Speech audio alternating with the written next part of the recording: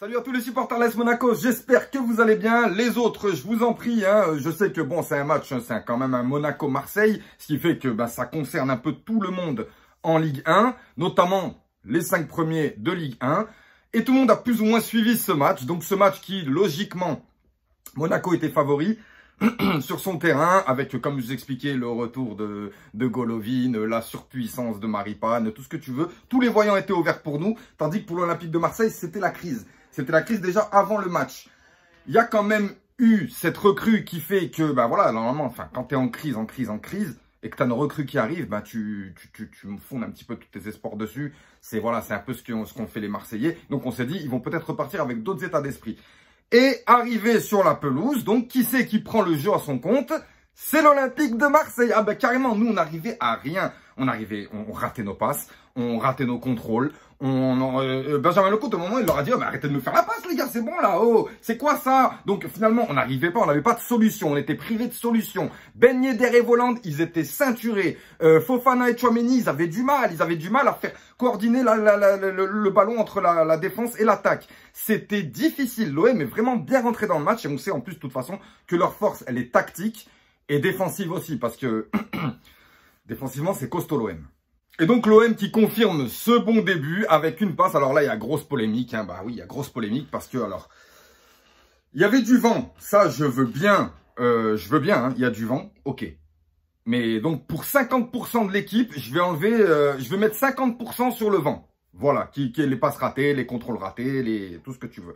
Par contre, Djibril, je peux pas tout remettre sur le cul du vent pour toi. Mais non, Djibril, parce que regarde, t'es là. Déjà, t'es pas derrière ton défenseur, t'es devant ton défenseur. T'es devant l'attaquant. Bon, il y en a qui parlent du placement de Caio Henrique. Sur Radio Diagonale, ils ont parlé du placement de Caio Henrique qui apparemment n'était pas bon, ce qui fait qu'il a couvert. D'une certaine manière, il a couvert le hors-jeu. Mais après, il aurait pu ne pas avoir hors-jeu. Enfin, il aurait pu avoir hors-jeu, mais il ne l'aurait pas sifflé. Donc non, je mets pas Caio en faute. Djibril Sidibé, il faut dire que l'ouverture, elle est fantastique de Kaletakar, elle est fantastique pour Radojnik. Djibril Sidibé se fait déchiqueter. Et après, on en veut à Maripane, qu'on sait très bien que le gars, il sait pas courir après un attaquant. On sait très bien. Maripane, il est là pour ceinturer les choses, faire en sorte que, et il peut pas faire 1000 choses en même temps. En tout cas, Djibril Sidibé, tu t'es fait manger sur ce coup-là, parce que t'étais pas concentré et t'as délaissé ton marquage. Point à la ligne. Et pour le compte, oui, peut-être que le compte est fautif, parce que c'est vrai, à partir du moment où l'attaquant, il arrive dans cette position, il n'y a pas beaucoup de solutions pour lui, à part ouvrir son pied et taper comme ça. Donc, mets tout sur ce côté-là. Pourquoi tu fais un espèce de truc bizarre? Je sais pas quelle position t'as fait, mais bon, bref, voilà. Benjamin Lecomte, encore une fois, logiquement, sa défense aurait dû être là avant qu'on arrive à ce moment-là. Et ça fait 1-0 pour l'Olympique de Marseille. Et je me dis, voilà, c'est comme on avait dit. On avait dit, tous les voyants sont verts pour nous, tous les voyants sont rouges pour l'OM, mais c'est l'OM qui commence bien le match et qui ouvre le score. Donc, 1-0. Après ça, on sort légèrement la tête de l'eau, avec on a une belle frappe de Sofiane Diop, qui est quasiment la seule. Voilà. Mais en tout cas, dans le jeu, on voit que Ben Yedder et Voland, ils sont super bien serrés. Et j'aime beaucoup leur petit jeu, une touche de balle pour essayer de s'en sortir. Mais voilà, souvent, ça faisait 3-4 passes à une touche de balle. Et après, ils se faisaient bloquer par la défense marseillaise, qui était très concentrée. Et on avait vraiment du mal à ce niveau-là. Maintenant, arrivé en deuxième mi-temps, la entrée de Golovin. Donc Golovin qui forcément va apporter offensivement. Et on l'a vu dès le départ parce que Monaco, c'est la pression. On leur a mis la pression pendant au moins bon 10 minutes. Non, même pas, 2 minutes. Golovin tente quelque chose. Voilà, il s'excentre, il essaie de centrer. Et voilà, il fait peut-être un mauvais centre, mais elle atterrit en corner. Et là, sur le corner, la précision après la pression. Un petit coup, petite tête de Maripane. Faut dire qu'il y avait 4 Marseillais accrochés à lui, mais il a réussi quand même à se tendre et en tombant, la mettre en pleine lucarne. Super. On attendait ce but et voilà. En plus de ça, quand tu reviens comme ça en deuxième mi-temps, t'as fait une bonne partie de première, enfin, t'as fait une bonne fin de première mi-temps et le début de deuxième mi-temps, tu marques, c'est parfait. C'est parfait. Ça confirme encore ce que je disais sur Maripane qui, en plus d'être très très bon défensivement et de super bien verrouiller la défense et de prendre soin de Badiachil qui fait quand même beaucoup moins d'erreurs depuis qu'il est avec Maripane. Encore buteur. Il n'y a rien à dire. Merci à Maripane.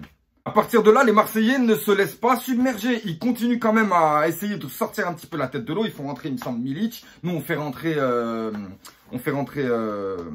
notre recrue, donc Diatta. Diatta qui rentre, bon, bah, il n'a pas eu trop eu le temps de... On a vu quand même un petit potentiel de vitesse, d'énervement, Bon, il y en a qui pensent que ça ressemble à Keita Baldé, mais non, quand même, ça... Keita Baldé, c'est plus lourd, c'est plus costaud. Là, c'est vif, rapide, petit, précis, ça passe partout. C'est bien, nickel, merci. Je pense que tu vas avoir de grands moments à l'AS Monaco. Et donc, par rapport à ça, Wissam Ben Yedder également qui sort. Voilà, il y a Jovetic qui rentre.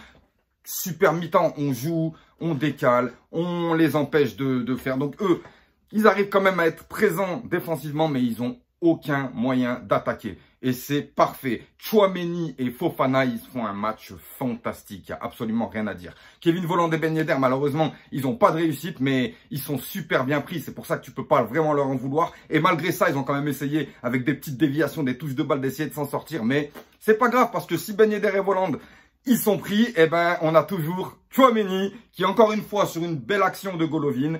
Golovin qui tire le corner. Encore sur coup de pied arrêté. Corner, tête de Tchouaméni. Et là, ça fait vraiment plaisir parce que ça fait un moment que j'attends un but de Tchouaméni. Et il mérite ce but de Tchouaméni parce que ça fait un moment qu'il enchaîne des performances exceptionnelles. Il faut le dire quand même. On le voit pas assez, mais à partir de maintenant, on sait qu'il va être mis en lumière. Donc, faut se calmer. Mais Tchouaméni, tu mérites ton but. Enfin. 2-1 pour l'AS Monaco. Ça fait plaisir. Et puis, on se dit que, ben, on va pouvoir, là, les Marseillais ont quand même joué 2 fois cette semaine. Ils sont claqués. Mentalement, ça va pas. Et donc, on se dit, on mène 2-1, on peut pas non plus se faire reprendre. Mais ça reste tout de même dangereux. Je veux dire, c'est jusqu'à la dernière, jusqu'au 90+1, avec le missile de Golovin, pardon, de Jovetic qui te met un coup franc. Je sais même pas, personne ne sait comment il a tiré. On dirait il a tiré, allez, je tire, Nick. Je tire, bah, elle est rentrée. 104 km/h. Et Michael Landreau, il te dit qu'encore qu'il peut l'arrêter. Bon, après, voilà, ça, c'est un débat. Mais pour, effectivement, Mandanda, sur le deuxième but, le but de Tchouaméni, donc il y a eu un souci, il s'est troué sur sa sortie, parce qu'il n'était pas concentré apparemment, parce qu'il y avait une histoire comme quoi c'est Ben Yedder qui l'a mis en corner. Mais alors les gars, comment vous expliquer? Ça, c'est des erreurs d'arbitrage, ça arrive. Bon, Alvaro, il a gueulé, Germain, il a gueulé, Ben Yedder, lui, il la touche, elle rentre, elle sort en corner. Mais rappelez-vous, les gars, les ramasseurs de balles de l'Olympique de Marseille.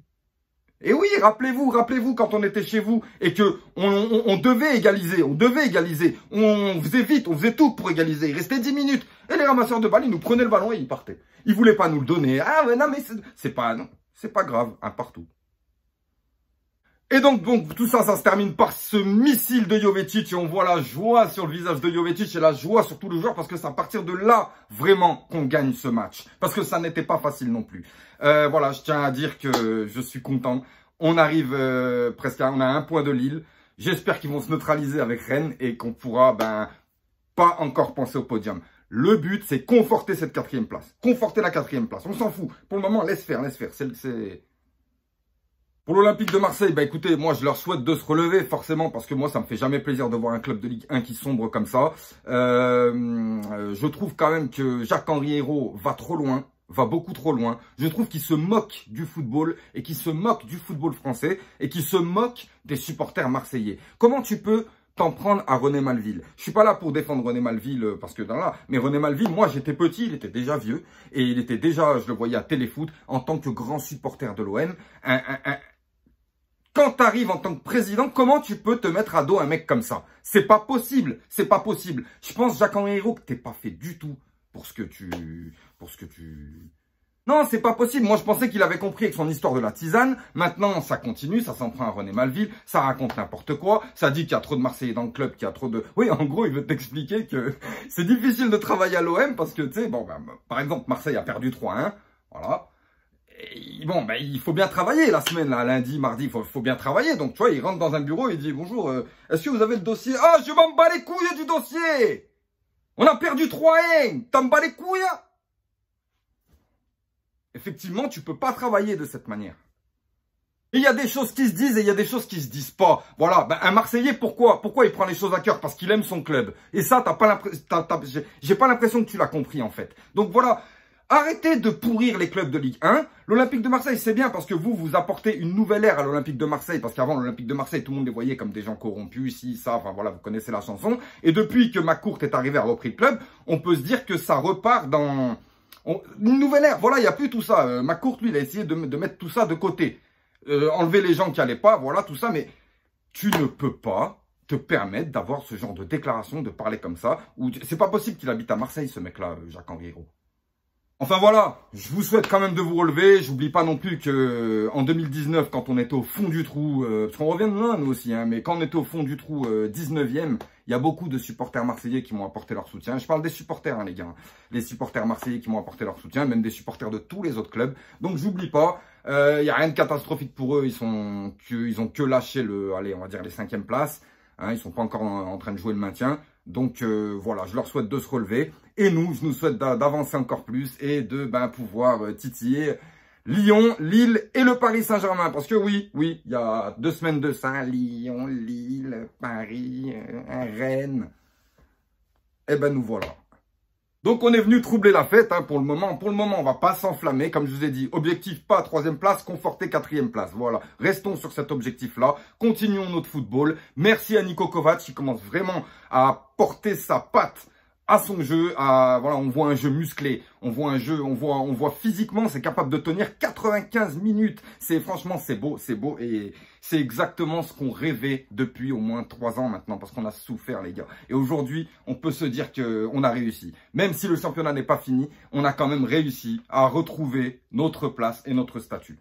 Encore en gagnant face à un concurrent direct au podium. Voilà les amis, je vous souhaite une bonne journée, une bonne semaine et j'attends les débriefs des Marseillais maintenant.